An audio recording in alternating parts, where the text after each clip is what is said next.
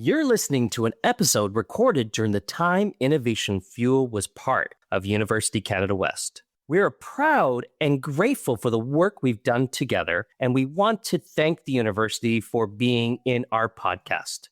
We are now excited to continue the journey of Innovation Fuel into its next chapter. Thanks for listening.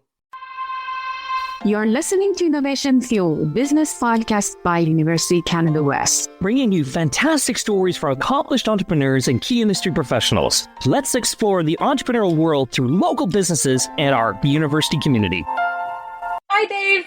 How are you? Oh, my God. I am wonderful now that I get to see you again. Oh, always wonderful. Always. I want to share something with you. I remember one of my memory. I used to drive in Iran in the Volvo. It was Volvo for 1970s. It's a huge green Volvo, no conditioner, nothing, but it was very good to drive with.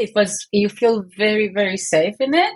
So it was like driving. That was so much fun. It was so good. But one thing everyone told me on that time that if you're in the Volvo, you're safe. Nothing can hurt you. It's one of the safest car. That's my memory back by our new guests.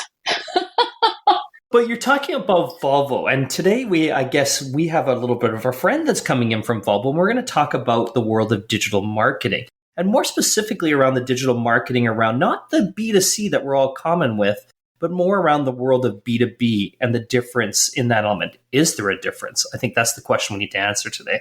Yes, we have the Volvo digital marketing manager in headquarters in Sweden.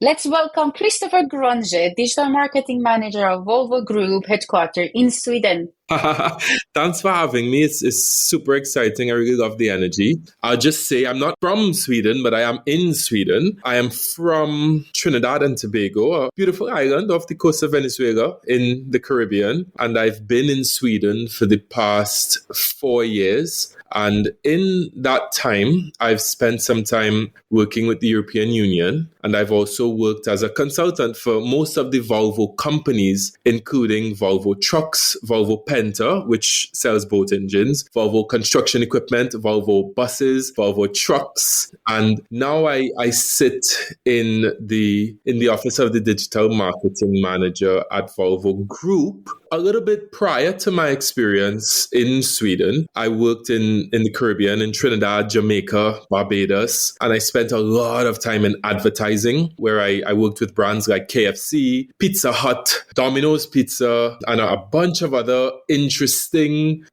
brands in the music industry, the film industry, the fashion industry. And finally, I'd say that I have also spent the last 10 years or so teaching digital marketing strategy at the University of the West Indies, the University of Trinidad and Tobago. I had a little stint with Hyper Island in Stockholm, and I do some lecturing as well with the University of Gothenburg here in Sweden. So that's a little bit a mouthful and a nugget at the same time of who I am professionally. Fresh dad, I have a 2-year-old daughter, the most beautiful girl in the world, and a very, very strong passion for marketing and digital marketing. So that's a bit of who I am. Excellent, Chris. And you're just being modest, because what I saw there was lots more into this world that you've contributed to this world. I love the element that you're bringing back your knowledge to the wonderful teaching.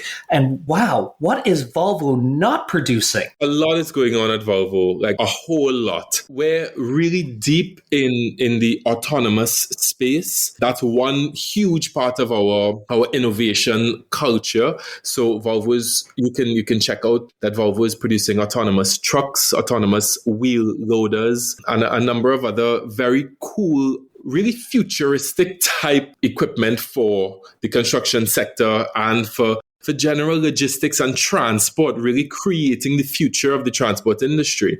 And certainly we're thinking very much about the impact of the transport sector on climate change.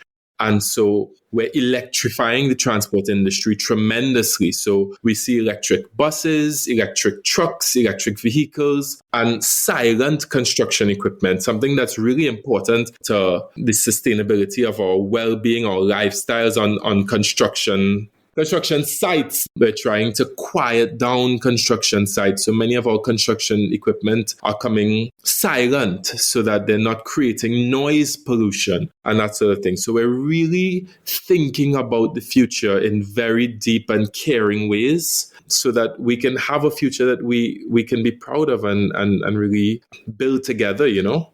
Chris, my question is a lot of things that you're talking about as this B2B marketing, but I don't really understand how you're doing a digital marketing in this area. Well, that's interesting. I mean, when we think about digital marketing, immediately we think about different programs like social media, search engine optimization, search engine marketing, display advertising, video advertising, and almost all of those channels are applicable both to B2C and B2B arenas.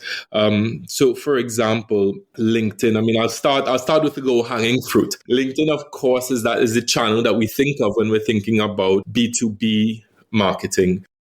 Why LinkedIn is so sort of robust for B2B marketing is that it allows us to really segment in a very, very detailed way. LinkedIn can help us segment people based on their companies they work for, their job titles, their industry, the seniority in their organization. So if we're looking to target people based on the segment, so let's say we were selling excavators and we wanted to do a campaign to bring awareness of electronic excavators online. We may want to target the agricultural sector, or we may want to target the farming industry, or any other particular industry that LinkedIn allows us to target specifically. We can also target certain organizations that have fleets or that purchase fleets. We can target people, for example, if we were trying to do a campaign to bring awareness of electric trucks to entrepreneurs in a particular industry who might be interested in buying trucks. We would be able to target them really based on their psychographic segment, but also their interests, their organization, and their industry is what I was looking for. In addition to that, I mean, that's just LinkedIn. But in addition to that, in the B2B context, I mean, we're not actually selling to businesses, we're selling to people inside of businesses. And those people they have search intents, they have interests, and they have profiles. We can think about their behavior on search engines, including on YouTube. And TikTok is coming up as a really solid search engine, but we won't talk too much about TikTok. We can, but in the B2B space, it's not the first platform that comes to mind. Thinking about Google advertising, Google keyword management and keyword purchasing. It's the same thinking that goes in place. If an organization is thinking about procuring a fleet of trucks or a fleet of buses, they would still need to weigh the differences between the features of one type of electric bus to another brand of electric bus, for example, and they would still start their desk research. And we would want to ensure that the content that we create on our website, the content that we create in our social media platforms meets the intent of the user who's searching for information. So it's super important that we have a strong content engine that helps people to understand what it is that the organization is bringing. Something else I would just add on is a huge part of our thrust is talent acquisition, employer branding, and being able to present the organization in a particular way, being able to show that this is an organization that you can be yourself and grow and really create the future with us. One of the things that Volvo Group is really good at actually is presenting ourselves as a diverse and inclusive employer. So if, for example, someone is interested in finding out about the experience of working in a large Fortune Global 500 company, being part of the LGBT community, or being in a Fortune 500 company, or in an engineering firm, having an experience as a woman in a male-dominated space. We want to be able to create content that really helps people to understand the sensitivities that we have as a brand to minority groups and to groups of all different walks of life. So we spend a lot of time creating content for search engines and also doing targeted content on platforms like LinkedIn that allow us to dig into details. And that's just the start of it, but that's some insight. Well, it's interesting because one of the things, and I've got a ton of questions that are hitting my head and coming at me, but it's interesting because you say this element of showing the inside of the organization, because we also talk about culture and brand culture. And now we're seeing this element between businesses, B2B, is this element of I want to synergize with the culture that represents our business. Like I want to be a partner with Volvo because Volvo sees and does the same things that we do, and they believe in the same elements that we do, because we have to show in that transparency to our clients further down the funnel of that element. So I think that's really interesting what you're saying on that. I want to just dive back to the social media side of things, because we talk about B2B and we talk about B2C. We've seen a lot on the B2C side of where more and more individuals are shifting towards social media for that awareness piece. Like they're going into YouTube and you said Instagram and all these different elements. Do we see the same thing with the LinkedIn portal and through YouTube and some other things with the B2B side of things, where they're going to these social media platforms first as the awareness kick before they come back to the platforms like Google and Bing and Safari?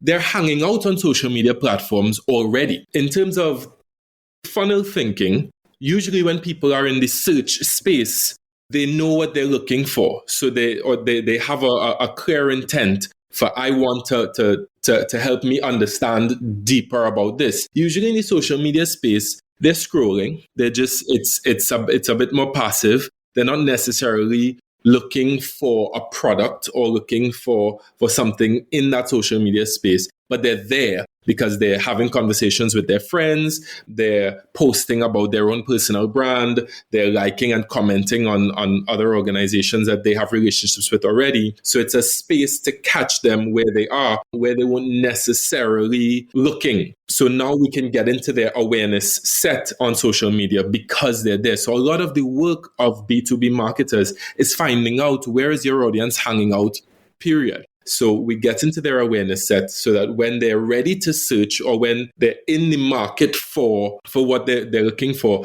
we're there. We've shown that we are in alignment with their values because, of course, we would put our brand in the eyeballs or into the eyeballs of people who share our values, who share our interests, because it's not that, we're not going to push out an unsophisticated marketing campaign to just everyone. So it's going to land on the timelines of people who care about sustainability, who care about the future of transport, who care about electrifying the transport industry and that sort of thing. And they find themselves sort of at the top of our funnel to move from in different directions. Saying that, have you started to see now, okay, awareness stage, great, going in social media, building that relationship, now going down into that element of that consideration stage, because the value set of we're seeing, and I'm going to tap into data and artificial intelligence, and how can we tighten up this funnel, meaning that how do we qualify these customers and put them in the right place for the next stage of consideration leading to that conversion? So thinking about data and full funnel analytics to be able to help us make better decisions. Let's say we do have a customer who sees a report that we put out. Let's say we put out a white paper or something to do with the climate, our sustainability report, or something that is in line with their interests. Most of our customers, especially customers, let's say in trucks, if you're having a conversation with a customer in the electronic space, in the electrifying space, that customer is probably willing to invest a little bit more in an electric truck than in a traditional diesel truck because they have some sort of interest in the future. They have some sort of incentive. Perhaps the government is requiring them to change over or something like that. So now they're having a conversation at the top of the funnel about the industry. And so they may come onto our website and download our report. In downloading the report, we would capture their data, which signals that they're interested in this conversation. In capturing their data, we're in a position to move them into another marketing channel. We could bring them into an email conversation that now takes them further into the values of sustainability, understands the opportunity to they get the opportunity to tap into more types of data, more types of content. So let's say in the email that we now have them in that email space, we can direct them to maybe a conversation about hydrogen, maybe a conversation about biofuels, maybe a wider conversation about electromobility on the whole or other innovations. And through each of those links from the email to different parts of the website, we're able to refine their interest even more. So we know that this customer who we found on LinkedIn signed up for a sustainability report, then got into our email campaign and moved into conversations about hydrogen. And then from conversations about hydrogen, they then perused our products. And so now we have a conversation. Now we understand, or we're able to understand exactly what brought this customer to this product and equip the sales team to have a really solid conversation with the customer about this particular product so that they can have an experience that feels truly personal and they can have an experience that's truly impactful to them. I'll give another example in the employer branding space, and I want to kind of bring that employer branding space because I understand that we have the opportunity to give students a challenge, and the challenge that I'm giving is in that space. So I want to bring that example too. One of our intents, one of our thrusts is about encouraging more women into the tech industry. It's really very important that we have a diverse tech industry. It's super important that we have more women involved in the conversation so that not only our products designed with female involvement and for women in mind, our products are designed with more diversity and our conversations have more diversity. And we know for sure that more diverse teams create better innovations. So we want more women in the tech industry, not just at Volvo, but we want them at Volvo. So we have a series of events. One of them is called Tech Her. It's a platform where we allow women to discuss their experience of working in a male-dominated environment, and in many cases, their experience of working at Volvo, and how they overcome certain challenges that women traditionally have to deal with, that men don't typically have to deal with. And so we would run advertising, just like I said, we would run advertising on LinkedIn around the event. Come to the event, be inspired, whatnot. You show up at the event and you subscribe to our mailing list. Now you're on our mailing list. Again, here is the email newsletter coming in. The newsletter comes in and you're being given a number of different types of content: inspirational content, testimonial content, job application content, and different types of content.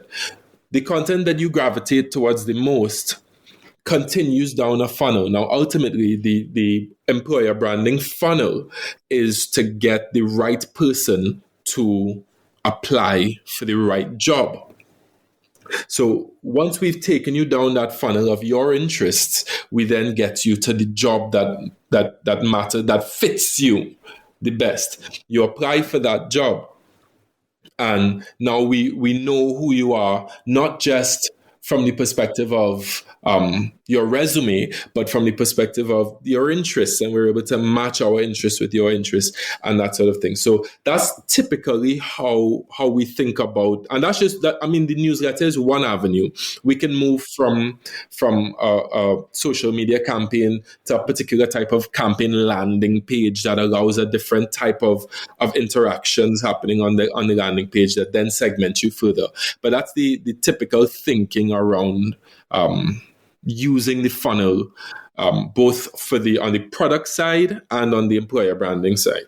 I understand you have a great connection and collaboration with HR for sure. I like to know about the what way you collaborate with other departments like operations, R&D, product development, sales. We deal with number of products. We have a lot of relationships with different product marketing managers. But our primary relationships from the group headquarters our primary stakeholders are HR, right? Spot on, but also investors, policymakers, and policymakers. You see, with Volvo, a big part of our work is, as I said, sort of creating the future. And creating the future is not just about products. In many cases, it's about the industry, and in some cases, it's about regulations and laws and policies, because we can create 100,000 electric trucks, but if there aren't charging stations and charging infrastructure throughout different countries, then there is no facility to allow for people to operate those trucks. And so we have to think about the entire industry. And so in order to think about the industry, it requires a degree of advertising, or not advertising, but marketing and communications directly to policymakers, so that we can impact law, impact regulation. And in many cases, dealing with Europe, it's not just country level law, it's EU level law, and then it's US level law, and then it's Africa level law, and it's China level law. So it's a lot of big players, and that's one target group, policymakers globally. And a lot of the conversations we have with policymakers globally happens on Twitter. So jumping across from LinkedIn to Twitter, we do a lot of social sentiment analysis. We want to know who's having what conversation where, who's talking about climate change, who's talking about transport infrastructure, who is talking about electrification. How big is that audience size? Who are the influencers in that audience? What publications are they reading? Does that sort of color the platforms we advertise on? Does it color the influencers we work with? Does it color the content that we create and the intensity of our advertising towards a particular target audience? So that's another sort of stakeholder group that we work with. Another group we work with is investors. Volvo's trading on the public platforms. So we have a number of institutional investors and retail investors that we need to have a conversation about. Where are they getting their information from to decide which organizations to invest in? You know, it's quite trendy to invest in Tesla these days, invest in Apple and Microsoft and Facebook and lots of, these are trendy. How do we get trendy? How do we become relevant in that space? Where are people who are thinking about investing? Where are they hanging out? How do we advertise to them? How do we create content that is relevant to them? Those are other stakeholder groups and other topics that we think about. So that's great, but I have another question. If you look ahead, what trends you will see that shape the future of digital marketing? Especially in automotive industry. Oh my God, the Apple Vision Pro. Listen. Yes, that's so cool. To me, virtual and augmented reality are not to be ignored.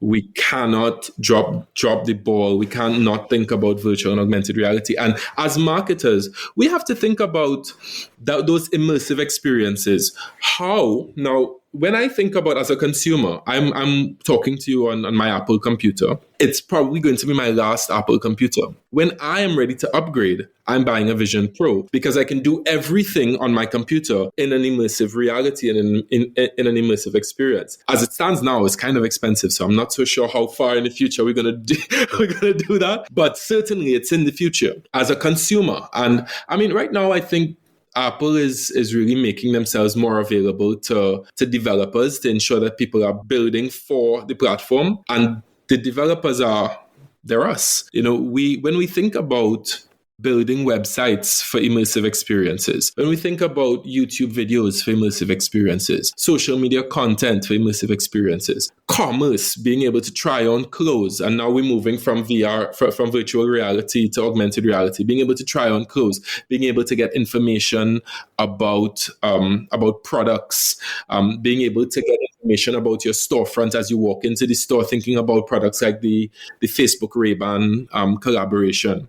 We as marketers and communicators, we have to be able to really think about how are we presenting ourselves to consumers in those immersive realities, in those mixed realities. That's something that's super important. We can't sleep on that. We really should be thinking about it. And as marketers, we have to be innovators. We have to be the ones trying on the goggles, seeing what the experience is like and thinking very clearly about that. And, although I think the term metaverse is now old and very millennial, I can't remember what's the new term for it. The idea of a connected mixed reality is not old and it's not dead. So the idea of a connected mixed reality is amazing. You may have seen Heineken's amazing metaverse campaign some time ago, where they allowed people to buy a Heineken and drink it and carry it into different gaming spaces and that sort of thing. It didn't actually sell Heineken in the metaverse, but we're marketers, so we understand that it had a role to play in the funnel. When I visit you all, I'll show you a video of a case study that gives the statistics on that Heineken metaverse campaign. These things, so that mixed reality, augmented reality, that's something we we really need to key into. What's that, Dave? I think you're right, Chris. And I think it comes back to the element of is that these brands need to play in these spaces, meaning that they need to understand consumers, because eventually we're going to have to figure out the UX piece of that element of how we're going to actually build these individuals to provide the brand experience that we want to provide, because engagement is key. Engagement is everything we talk about. Digitalization is all about engagement. How are we engaging these individuals at all the different stages of that funnel?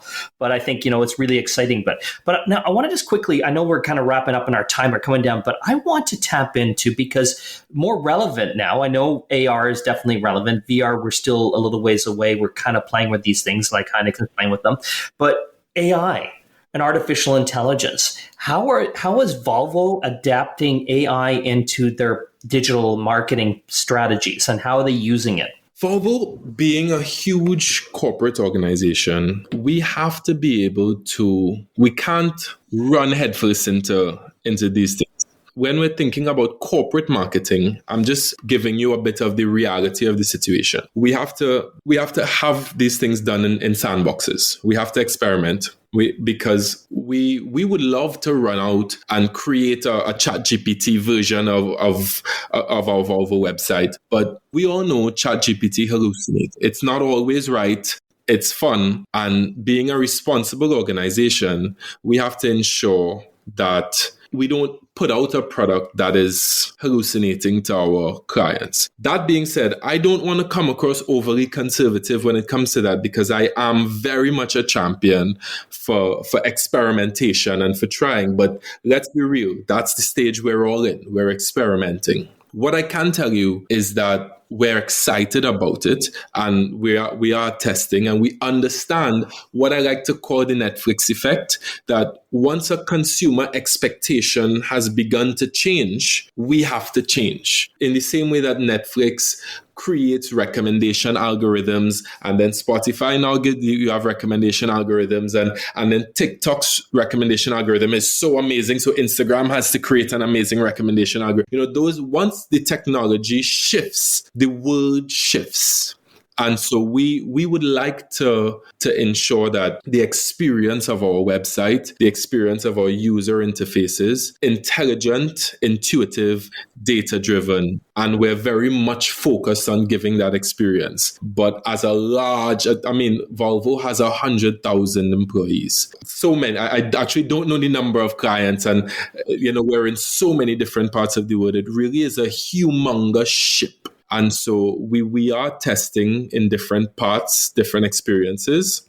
But generative AI, Volvo has been involved in artificial intelligence for a long time. Artificial intelligence is not new. You can drive a Volvo car, which, by the way, is not part of our group anymore. We sold Volvo cars, but the technology still developed. You can drive a Volvo car or a Volvo truck, and it knows to stop if a child runs in front of the car. There's a lot of intelligence in our systems already. Applying that to marketing is something that I can promise will come soon, but it would come responsibly. It's not rocket science, to be honest with you. It's pretty straightforward, but we have to ensure that when we think about generative AI as a consumer experience, a lot of the conversation is about being safe, and sure. Absolutely love this conversation, Chris. This has been outstanding. But before we wrap up our episode today, we've got so much learning going out the door, but let's throw a little bit of a challenge out to these students. Let's get them thinking. Maybe it's a macro challenge, a big picture challenge, a micro challenge. Maybe it's something we talked about throughout the episode today. Chris, give us a challenge. I think it is a bit challenging to think about corporate marketing,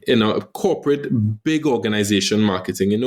It's fun to talk about consumer marketing and the daily things, but I think there's a lot of creativity that can come from, and a lot of great experience that could come from thinking about how corporations do marketing. And as I said, the world needs more women in tech. And I would like to challenge the students to come up with a global campaign, a set of global tactics that take women through the funnel, or take people through the funnel, that ultimately gets more women around the world interested in participating in tech jobs, interested in being part of the tech industry and changing the way the tech industry looks. And I'll give an example of why this is important. Our cell phones, for example, made in a way that really has been tested on men's hands. So many women's hands, which are typically smaller than men's hands.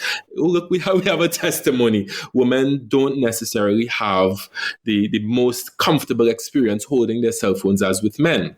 Similarly, although Volvo is credited for creating the seatbelt, it was also tested on male crash dummies, male bodies. So the comfort that we feel wearing a seatbelt is not the same traditionally as the comfort that women feel wearing a seatbelt. One more example is, and Tim Cook from Apple recently said that this was something that he regretted. Only in maybe 2 versions of the Apple phone, the health app was able to track menstrual cycles in women. Women represent 50% of our global population, and yet so much of our applications, so much data is only based on men. And the only way to fix that huge problem is to get more women in the room. We need more female engineers in the industry.